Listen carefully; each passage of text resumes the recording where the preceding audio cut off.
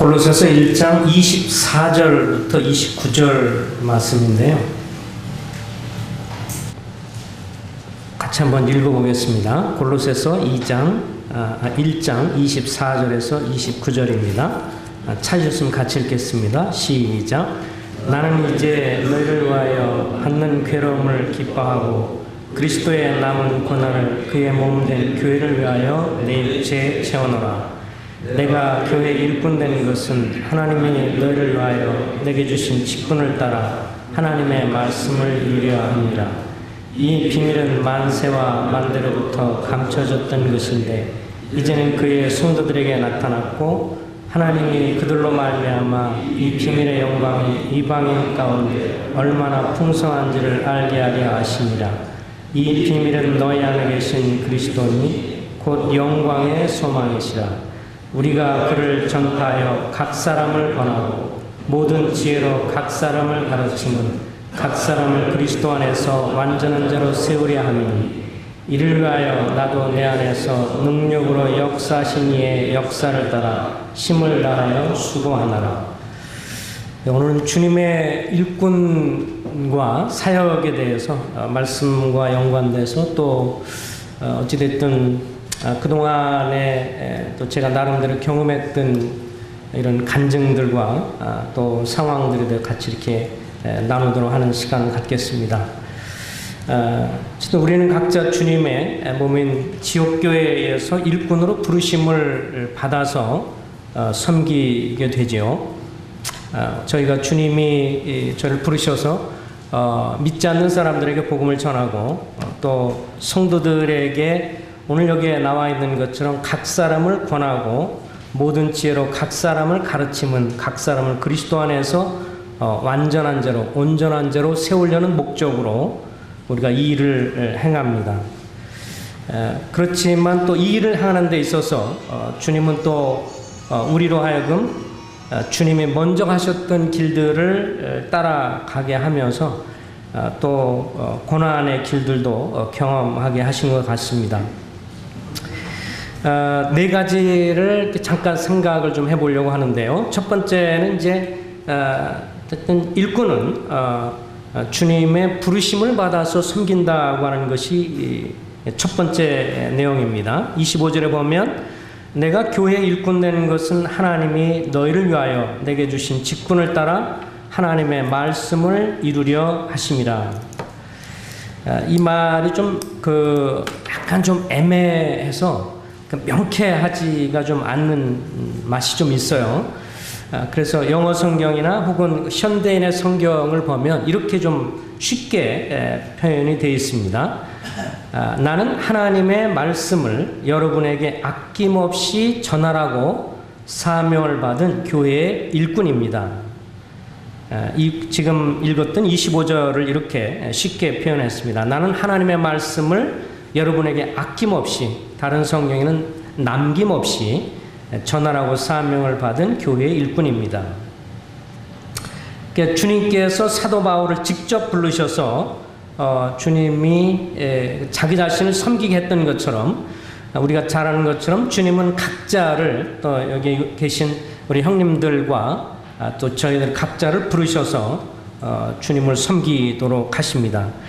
잘 아시는 것처럼 성경에서 일꾼이라고 하는 것은 또 다른 말로 하면 사역자라고도 되어 있고 또 다른 곳에는 이제 그 종이라고도 표현되어 있어서 다 같은 말이죠. 일꾼, 사역자, 종. 주님이 자기 자신을 부르셔서 그렇게 하신다고 말씀을 해 줍니다. 저도 개인적으로 보면 77년도에 장로교에 있을 때였지만 고등학교 때 이 구원받고 난 이후에 옛날에는 관악이었다 성서교회였다가 나중에 관악으로 됐고 그러면서 이제 관악에서 분가 개척이 돼서 1989년도 11월에 성남수정이 시작이 됐는데 그러고 나서 그 다음에 90년 4월경에 제가 직장 생활을 하고 있었는데요. 기독교 출판사에서 근무하고 있었는데 그때 주님이 저에게 개인적으로 말씀을 통해서 부르셨습니다. 물론 그전에도 주변에 계신 선배들이 저에게 전임사역할 것을 계속 권면을 하셨어요. 형제는 전임하는 게 좋겠다라고 말을 했는데 그때 당시에 이렇게 생각해 보면 그 생각이 좀 이렇게 바뀌게 되는 것이 지금은 이제 소천하셨지만 오가 형제님이 그때 집회했던 기억이 나는데 뭐 늦은 시간까지 이렇게 40이 넘어서까지 이렇게 직장을 갖고 섬기는 걸 보면서 굉장히 제가 감동을 받아가지고 막 그런 작정을 하고 있었는데 이제 주변에서 자꾸 그런 말을 하니까 아닌 것 같다 이제 이렇게 생각하고 이렇게 시간이 지나게 됐었는데 직장에서 이제 그때 제가 기독지회사에서 톰슨 성경, 라이프 성경 만들어내는 출판사에서 근무하고 있었는데 저에게 이제 그 편집장이 팀을 이렇게 주면서 성경을 이제 서로 만드는 것을 이제 저에게 제안을 하면서 저한테 이제 교회를 어떻게 하고 있느냐, 교회 생활을 어떻게 하고 있느냐. 그래서 뭐 교회 그때 당시에 뭐 화요일 날 일꾼 모임 있고 수요일 날 모임 있고 금요일 날 전도 모임이 있고 주일 날 뭐 모임 있고 여러 가지 얘기를 하니까 뭔 놈의 교회를 그렇게 많이 하느냐. 그렇게 얘기하면서 저에게 이제 그 양반도 신학을 사실 졸업한 사람이고 다 거기 기독교 출판사니까 다 신학대학 출신들이거든요. 근데 뭐 이렇게 교회에 헌신을 너무 많이 하냐고 신경질을 막 내면서 저한테 그러는 거예요. 결단을 하라고. 이 문서 사역에 집중을 하든지 교회 일에 집중을 하든지 집중을 하라고 그래서 알겠다고 기도하겠다고. 그랬더니 며칠 지난 다음에 불러서 뭐라고 그러냐면 없던 일로 하자고. 아마도 제가 그만두면 이제 여러 가지 손해가 있을 거라고 생각해서 그런지 없던 걸로 하자고. 근데 그게 저에게 이제 계속 계기가 됐어요. 제 마음 가운데 부담이 있었고 또 선배들도 저희 보고 전임하라고 말을 했었는데 이제 그렇게 되기 때문에 어쨌든 어느 날 주님이 마태복음 24장 45절 46절 읽으면서 충성되고 지혜 있는 종이 되어서 주인에게 그 집사람들을 때를 따라 양식을 나눠줄 자가 누구냐. 주인이 올 때 그 종이 이렇게 하는 것을 보면 그 종이 복이 있으리라. 이 구절을 통해서 굉장히 마음에 감동을 주셨고 이 구절을 계속해서 이렇게 마음에 부담이 되는 거예요. 내가 때를 따라 양식을 나눠주고 있느냐 이것에 대한 도전이 많이 있었고요. 사실 출판사하고 이 성경을 주석을 하는 출판사였기 때문에 사실 하루 종일 제가 뭐 주석과 씨름하고 또 원서와 씨름하고 그러면서 이제 사실 성경에 대한 해석을 하는 걸 많이 하는데 이게 이제 직업으로 하는 거잖아요. 제가 감사함으로 기도하면서 하는 게 아니고 할당량을 맡은 것을 제가 직업으로 하는 것이니까 그렇게 하는 거하고 제가 기도 가운데 준비하는 거하고는 좀 별개의 문제예요. 어쨌든 계속 부담이 되면서 이제 말씀 준비할 것을 주님 말씀하시고 내가 이렇게 나눠줄 수 있겠느냐. 그래서 이 부담을 이제 나누게 됐고 교회 식구들과 나눠서 한 달 동안 기도해 보자고 그랬고 그래서 이제 한 달 지난 다음에 교제를 했는데 대부분 형제자매들이 이제 만장일치로 전임 사역하는 게 좋겠다 그렇게 결정이 돼서 사실 제가 그때 나이가 30살이었습니다. 지금 생각해 보면 너무 빠른 나이인데 그렇지만 저희가 분거했을 때는 40명 내외인데 그때 제가 그래도 장로였습니다. 왜 그런 줄 아세요? 대부분들이 다 나이가 적었습니다. 그러니까 다 미혼 형제자매들로 돼 있었기 때문에 저보다 나이 있는 분들이 모친님들 뭐 이렇게 모친님들 한 3-4명 빼놓고는 다 젊은 사람들이었기 때문에 그나마 그 젊은 형제들 사이에서 이제 장로로 일을 하게 되었고 섬기게 되었습니다. 어쨌든 주님의 은혜로 처음에는 정말 적은 데서 시작하고 또 저희들이 예배당에 40평 정도 얻으면서 위층에 옥탑방에서 살고 연탄 날라서 생활하고 그렇게 시작이 됐습니다. 어쨌든 지금도 생각해 보면 저에게 이제 소위 우리 모임을 크리스찬 브레드린을 알게 되는 것은 주님의 섭리 가운데 있다고 생각이 됩니다. 27절에 보면 이런 말씀이 있죠. 하나님이 그들로 하여금 이 비밀의 영광이 이방인 가운데 얼마나 풍성한지를 알게 하려 하심이라. 이 비밀은 너희 안에 계신 그리스도니 곧 영광의 소망이니라. 또 26절에 이 비밀은 만세와 만대로부터 감추어졌던 것인데 이제는 그의 성도들에게 나타났고, 이 신약교의 원리를 알게 됐다고 하는 것, 그래서 일꾼은 신약교의 원리를 따라서 숨긴다는 것에 대해서 저에게도 굉장한 감동과 주님 앞에 감사가 있었습니다.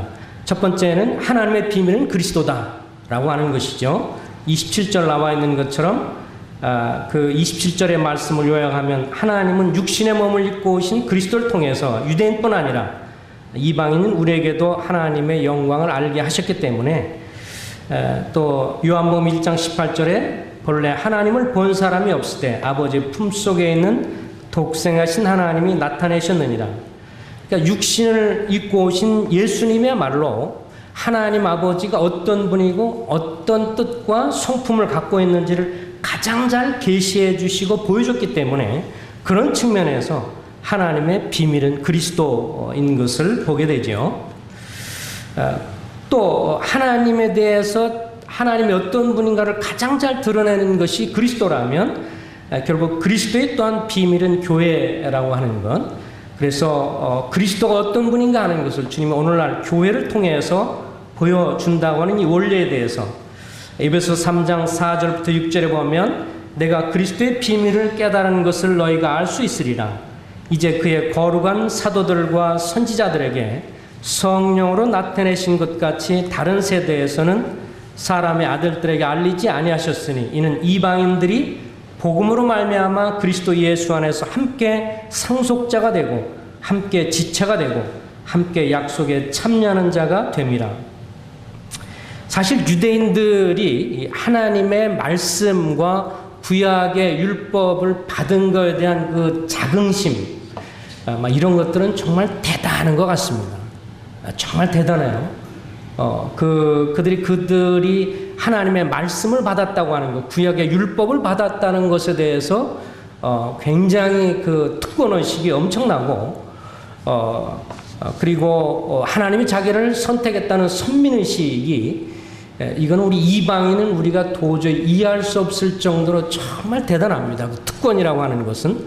그렇기 때문에 역으로 이방인은 우리를 무시하고 멸시하는 것이 사실인데, 사도 바울을 통해서 이방인이나 유대인이나 할 것 없이 함께 상속자가 되고 함께 지체가 되고 함께 약속에 참여한 자가 됐다라고 하는 이 그리스도의 비밀은 교회라고 하는 것. 그래서 그리스도 안에서 이제 모든 담이 무너지고 인종과 민족과 이방인과 그리고 유대인의 구별이 없이 다 하나가 되어서 이 그리스도 안에서 그리스도의 복음을 통해서 하나님의 자녀가 되고 하나님의 상속자가 된다고 하는 것은 엄청난 일인데, 어쨌든 이런 면들에 대해서 교회에 관해서, 교회 진리에 관해서 이렇게 접하게 되는 것은 저에게 굉장히 큰 복이었습니다.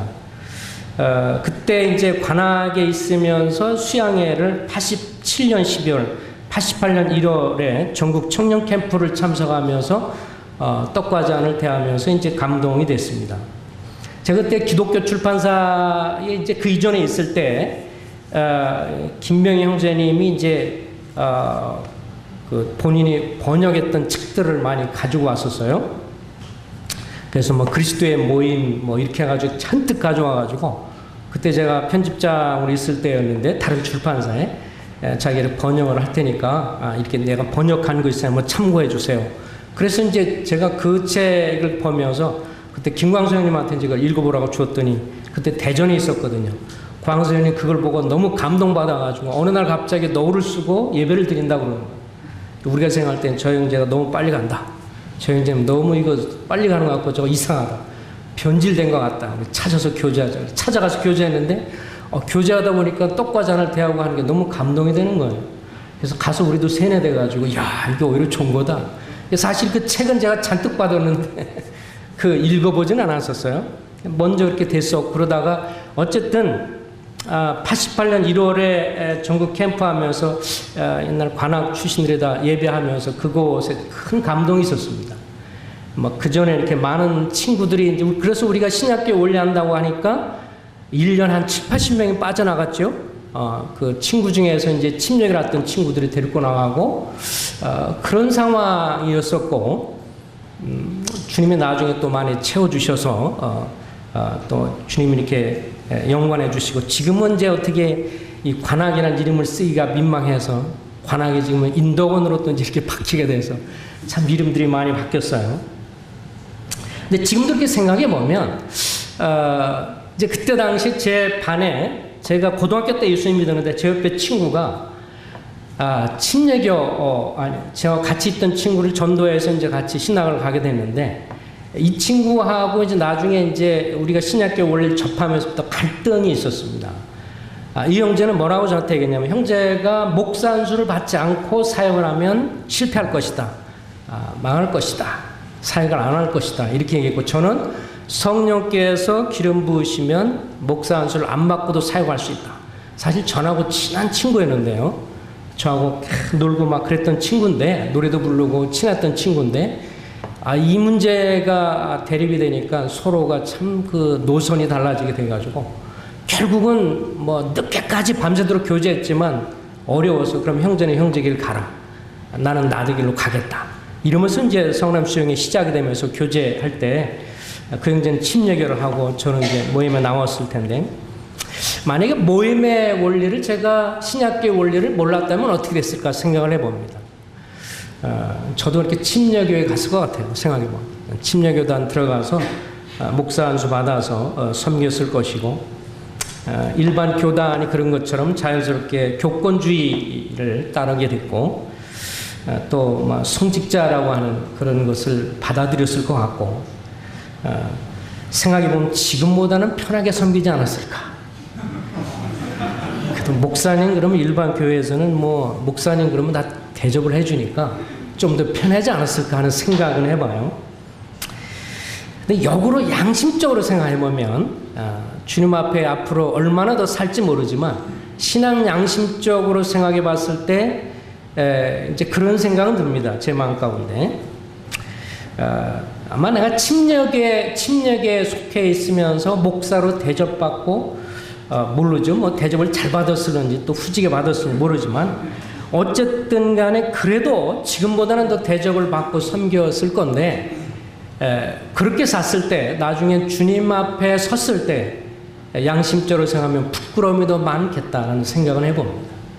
또 이 땅에서 대접을 많이 받았으면 특별히 상급도 별로 없을 것 같아서 그런 측면에서 지금 신앙적으로 또 이런 길을 사회 길을 가면서 힘들지만 그래도 주님 앞에서 같이 있는 길을 가고 있다. 그리고 적어도 우리 모임의 형님들을 교제하고 그러면서 느끼는 것은 그 순전함. 어쨌든 참 일반 교단에 제가 이제 출판사에 있으면서 기독교 출판사에 있으면서 주로 번역을 요청하거나 관계된 분들이 다 목사들이거든요. 제가 이제 만나서 부탁하고 얘기하는 사람은 다 목사들인데 일반 교회 목사님들 이제 수도 없이 만났고 얘기하고 진행을 작업을 했었기 때문에 그런 분들과 생각했을 때 그래도 모임의 형님들은 참 세상에서는 별로 인정받지 못하고 또 그렇게 그런 어떤 권위를 갖고 있는 것처럼 보이지 않지만 적어도 주님의 목자의 마음을 가지고 있고 성도들을 향해서 그 순전한 마음으로 그리고 어떤 권위를 주장하려고 하지 않고 겸손하게 섬기려고 하는 그런 측면에서 정말 모임의 형님들, 사역하는 형님들은 존경할 만하다. 그리고 귀한 분들이다 하는 그런 양심의 그런 생각이 듭니다.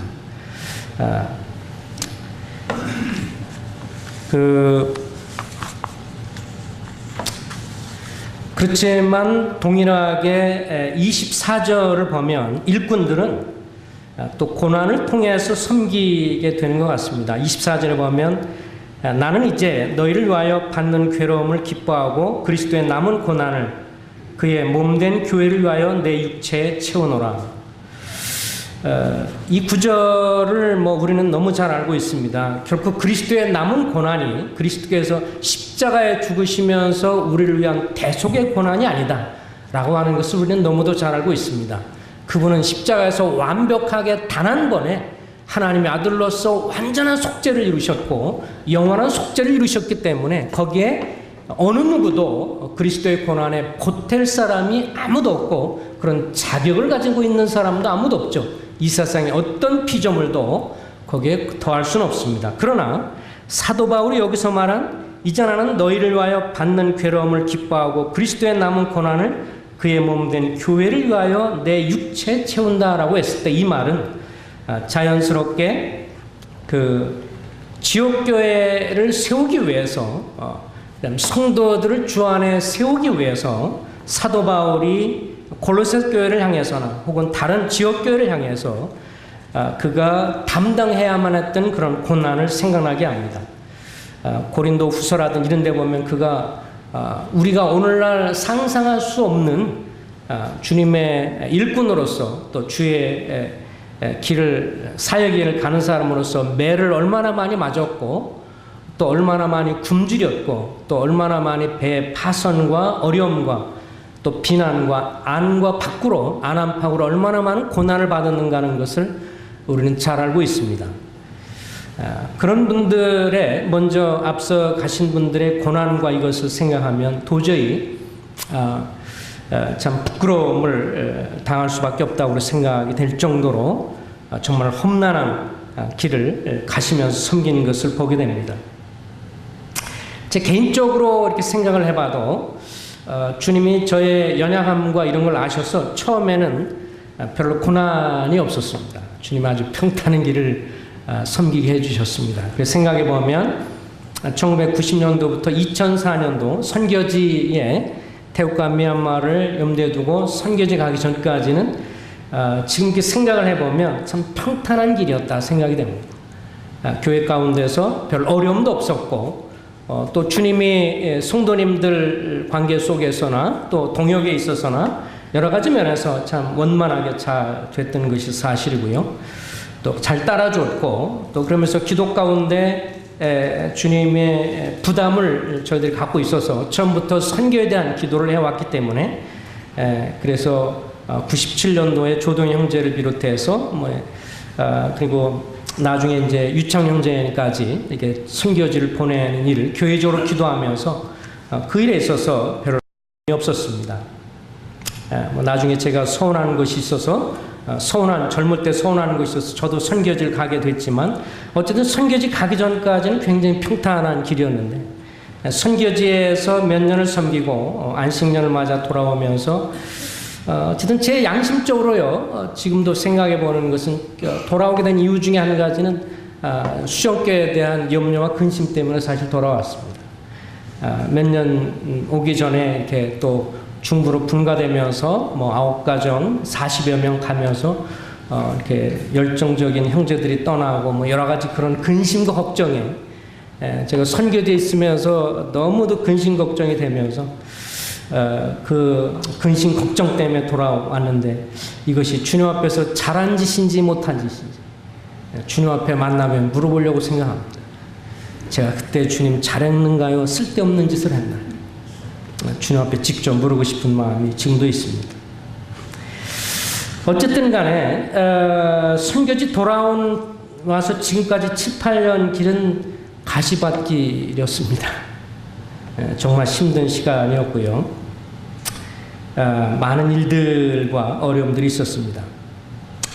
빌립보서 3장 10절에 내가 그리스도와 그 부활의 능력과 그 고난의 참여함을 알고자 하여 그의 죽으심을 본받아 부활에 이르려 하노니 이 구절이 이제 원어적인 의미를 살펴보면 이 안다는 말에 방점을 찍고 있기 때문에 메시지 성경이 이것을 잘 살려서 이렇게 번역했습니다. 그리스도를 직접 알고 그분의 부활의 능력을 경험하고 그분의 고난에 동참하면서 죽기까지 그분과 함께하기 위하여 나는 이 모든 하찮은 것을 버렸습니다. 이 순서를 보면 어느 날 이 말씀 묵상하고 사실 이 구절하고 제가 기회가 되는 대로 지역 모임 가면서 이제 부활의 능력으로 살 것을 많이 교제했었는데요. 순서를 보면 이렇게 되는 게 정상인 것 같아요. 그리스도를 알고 사도 바울은 내가 그리스도를 정말 알기 원합니다. 그리스도 그 다음에 자연스러운 건 그리스도의 고난을 정말 알기 원합니다. 그 다음에 그리스도의 부활의 능력도 정말 알기 원합니다. 이래 순서가 맞거든요. 그렇죠? 그리스도를 알고 그리스도의 고난을 알고 그 다음에 부활을 알고. 근데 말씀해 보면 내가 그리스도를 알고 그 다음에 뭐라 그러냐면 부활의 능력을 알고 그 이후에 고난에 참여함을 알고자 해요. 이렇게 되어 있는데 제가 이 구절을 보면서 저는 이제 주님을 알고 부활의 능력을 경험하는 것은 굉장히 좋아했는데 고난에 참여하는 것은 별로 안 좋아했던 것 같아요. 그것에 대해서는 별로 관심도 안 갖고요. 근데 시간 지나면서 주님이 저에게 교훈하는 것은 그리스도를 알고 그분의 부활의 능력도 경험하면서 그리고 고난에 참여하는 것을 배우게 하는 것. 이것들을 주님이 가르쳐 주신 것 같습니다. 그동안 한 7, 8년간 성남 수정교회는 굉장히 어려움이 많았었는데 먼저는 저희 장로들 간에 있어서 깊이 동역하고 이런 면에서 실수와 연약함들이 솔직히 있었습니다. 그때 당시에 4명이었었는데요. 그 중에 이제 장로 한 분이 탈선을 하게 돼서 이제 교회적으로 이것을 출교할 수밖에 없었고 그런데 이것이 교회가 2011년도 5월달 새로운 예배당을 구입하면서 너무도 즐겁고 기쁠 상황에서 이런 장로의 탈선으로 인해서 이 분위기가 암울해지는 참 그런 것으로 인한 고통을 저들의 인도자들의 실수로 인해서 성도들도 엄청 고난을 당하고 힘들어했습니다. 장로 한 사람의 탈선은 지역교회 지도력에 전체 타격을 입혔습니다.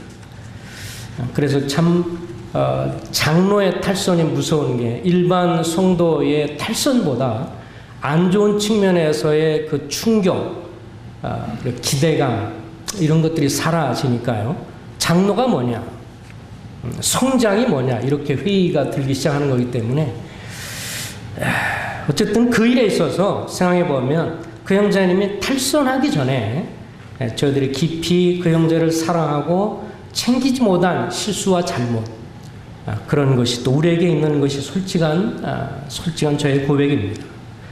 그러기 전에 깊이 사랑 가운데 교제를 많이 못하고 나중에서야 그런 것을 알게 됐다는 걸 생각할 때 우리의 그런 면들에 이것이 나타나게 되니까 이럴 때 이제 주님 앞에 너무도 힘들어서 몇 년 전인데 주님 앞에 기도하면서 어떻게 이런 문제를 해결해야 될까 너무도 개인적으로 힘듭니다. 교회적으로 이런 문제를 향해서 저희들이 많이 사과도 했습니다. 탈선한 장로 때문에 우리가 동일한 책임 갖고 그랬고 또 이런 문제를 향해서도 청년들에서도 이런 문제에 있어서도 참 잘 돌보지 못한 거다는 그런 미안함도 있었고 주님이 그때 당시에 이제 히브리서 13장 12절 13절을 통해서 그러므로 예수도 자기 피로써 백성을 거룩하게 하려고 영문 밖에서 성문 밖에서 고난을 받으셨느니라. 그런즉 우리도 그의 치욕을 짊어지고 영문 밖으로 그에게 나가자. 어느 날 주님이 저에게 그렇게 말씀하시는 것 같아서요. 이 말씀이 있는데 너 내 치욕을 짊어지고 영문 밖으로 좀 나갈 수 없는 나름대로는 저도 나름대로는 그래도 그 성실하게 목회하고 있다 생각했는데 젊은 형제들 이렇게 비난을 하고 그렇게 하고 말을 하고 그러니까 정말 고통스럽고요. 그럴 때 이렇게 읽었던 말씀 중에서 저에게 큰 그 도전이 됐던 것이 마태복음 15장인데요. 잠깐 좀 읽어드릴게요. 마태복음 5장에 보면 5장 11절에 나로 말미암아 너희를 욕하고 박해하고 거짓으로 너희를 거슬러 모든 악한 말을 할 때에는 너에게 복이 있나니 기뻐하고 즐거워하라. 하늘에서 너의 상이 큼이라. 너희 전에 있던 선지자들도 이같이 박해하였느니라. 이 말씀을 읽는데 어쨌든 모든 너희를 거슬러 모든 악한 말을 할 때는 너에게 복이 있나니 내가 낙심하고 실망하는 게 마땅하다 이런 게 아니고 기뻐하고 즐거워하라 그러는데 이게 주님의 관점이 너무도 다른 거예요. 이런 상황들에 대해서 오히려 주님은 기뻐하고 즐거워하라. 너희 먼저 했던 선지자들이 다 그와 같다. 그러면서 주님 앞에서 조금 이제 그거를 배우게 됐어요.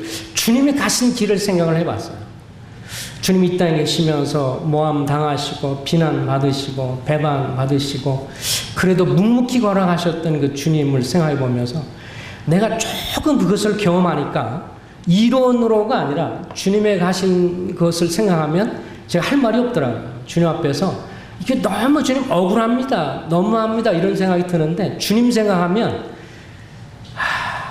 내가 주님처럼은 아니었구나 하는 생각이 들었고요. 그리고 나중에 이렇게 보면 제가 이제 그 훈련원에서 에레미야서를 부탁을 받고 한 몇 개월 동안 기도하고 공부하면서 에레미야서를 보는데 이 주님의 사역을 했던 에레미야가 너무도 힘든 사역을 하는 걸 봤어요. 심판받는 것 때문에 괴로워했죠.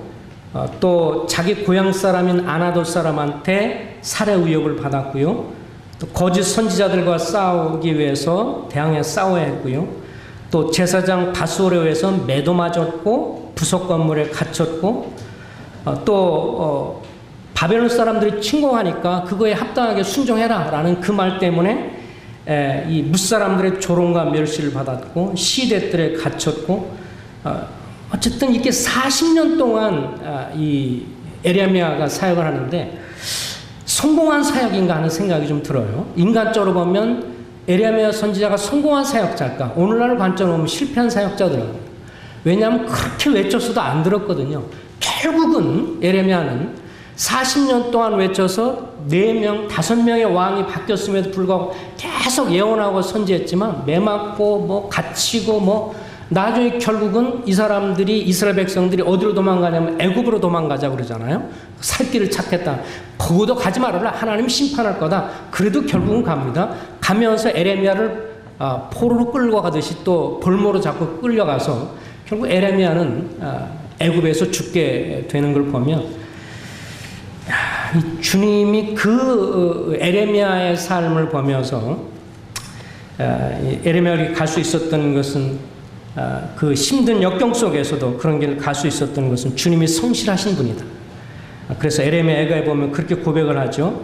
내가 당하는 쓰라린 고통과 역경을 내가 기억합니다. 내가 이것을 생각하면 낙심이 되지만 한편으로 생각해 보면 오히려 희망이 있습니다. 여호와의 크신 사랑 때문에 우리가 소멸되지 않았으니 그의 자비가 영원합니다. 이것이 아침마다 새로우니 주는 정말 신실하신 분이십니다. 주의 성실이 크시다 그랬는데 결국 에레미야가 그런 상황 속에서도 오늘날 잣대로 보면 분명히 실패한 사역자임에도 불구하고 끝까지 충성스럽게 주의 뜻을 전파하는 사역을 할 수 있었던 것은 주님의 성실하심을 의지하며 살았다. 그것에 참 감동이 되면서 제 마음이 어쨌든 이 에레미야를 연구하면서 공부하면서 너무 많이 녹아졌고요.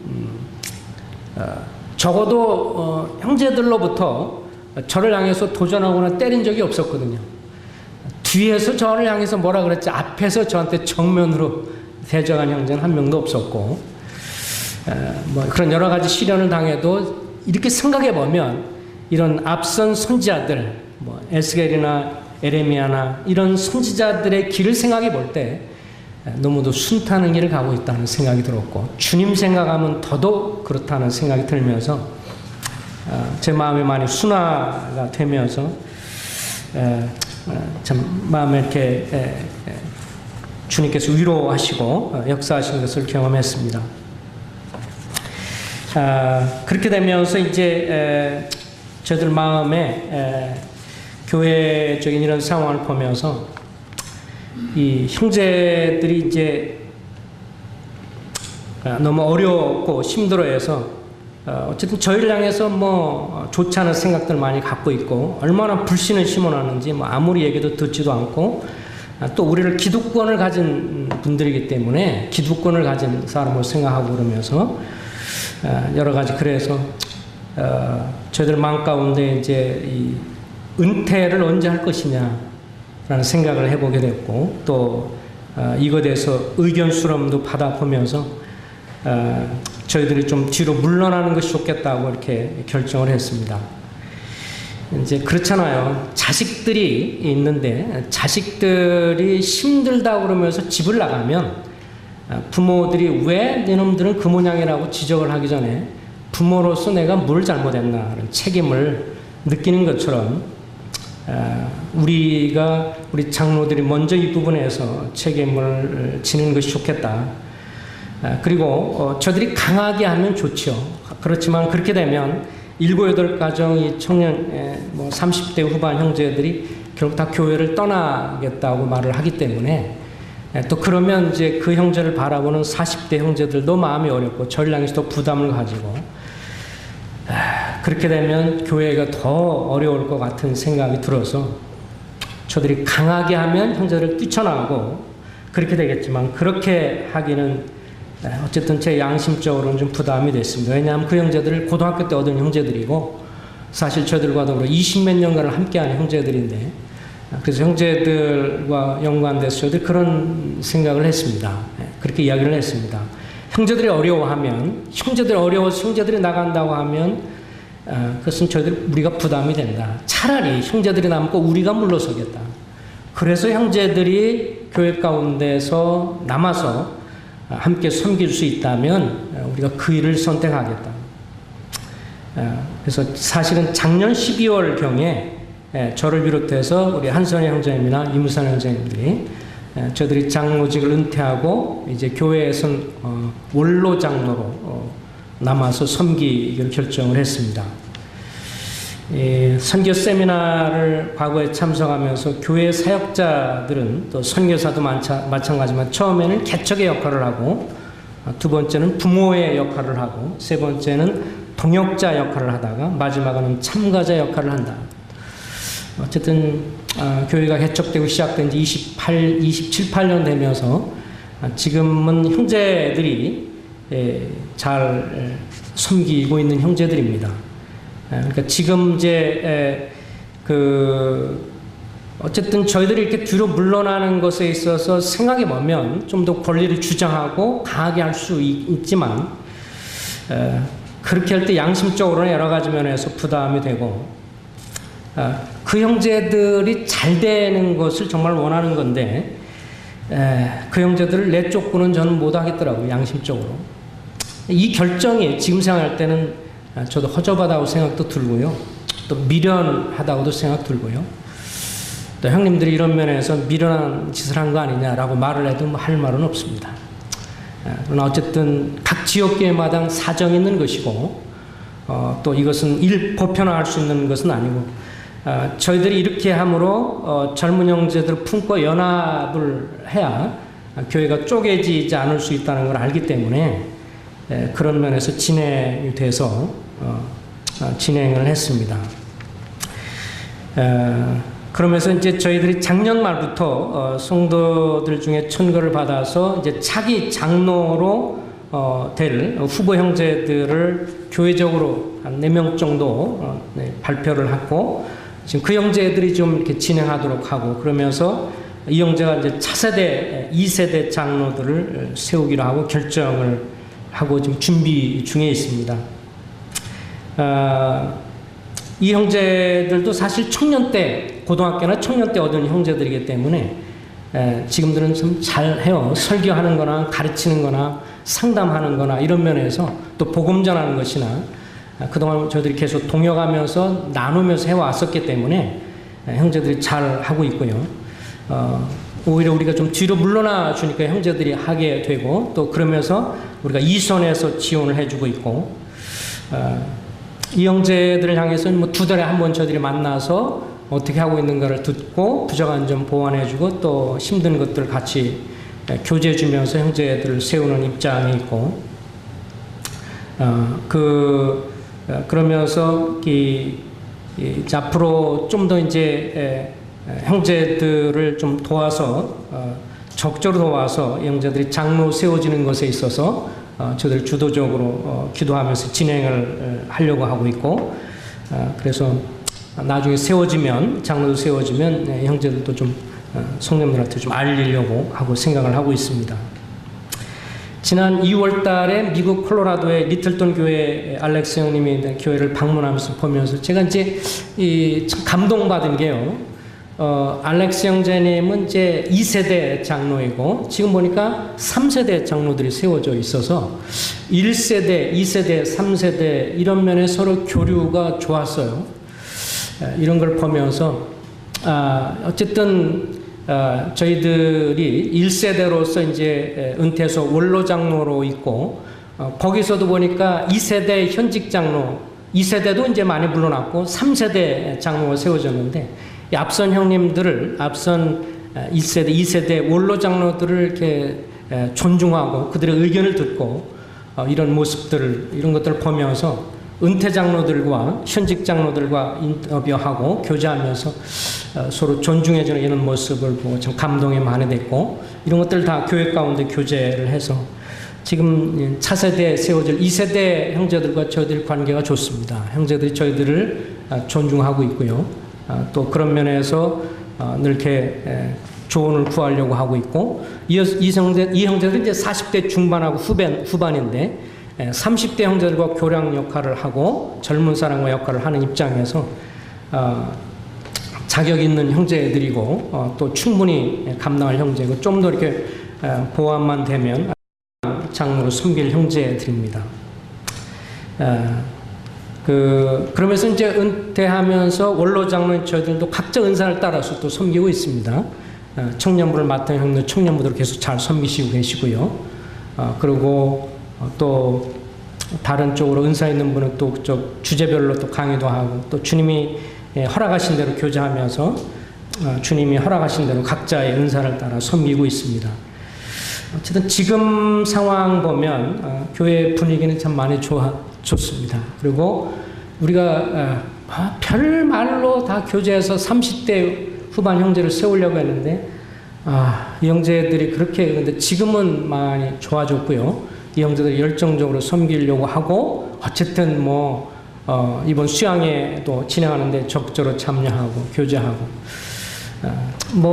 그런 생각이 들어요. 우리가 기득권을 내려놓고도 계속 섬기고 있으니까 저를 향한 존중하며 전에는 기득권이 있으심으로 했다라고 생각해서 그런 생각을 했던 것 같은데 이제 그렇게 하고도 섬기니까 우리를 또 존중하는 것 같고요.